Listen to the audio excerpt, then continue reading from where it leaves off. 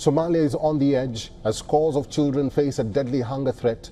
Aid to the country has dwindled, placing millions at risk of severe malnutrition. The clock is ticking. Urgent help is needed before disaster overtakes hope. Nearly half the nation's children under the age of 5 could be acutely malnourished by next July. An unprecedented crisis is taking shape from floodwaters, failed rains, high food prices, constant conflict, and drastic funding cuts. Hunger has surged by 30% this year, with the south of the nation being the hardest hit, and the stakes are rising every day. New IPC figures tell a grim story. 4.4 million Somalis, almost a quarter of the population, are likely to face serious food insecurity by the end of the year.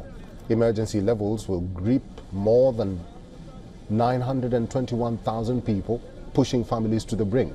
For children, the outlook is even darker.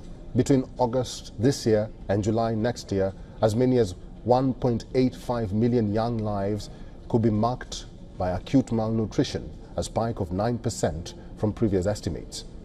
Save the Children is warning that funding cuts has crippled essential services.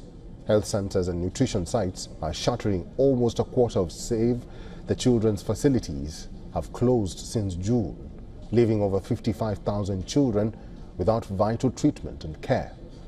Coverage for vaccines has plummeted, and outbreaks like diphtheria are spreading.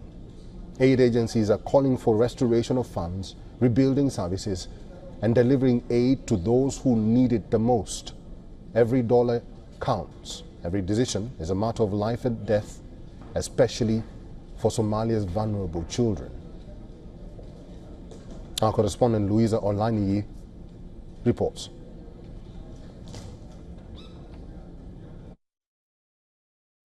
A new report from Save the Children International based on IPC data says that nearly half of Somalia's children under 5 could face acute malnutrition by July 2026, a 9% increase from previous data.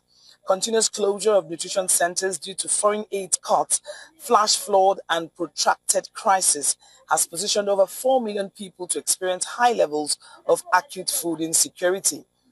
Scary more is the reduced access to health and nutrition services with insufficient vaccination coverage, leading to an increase in diseases such as current diphtheria outbreak, which has affected thousands, leaving almost 100 dead.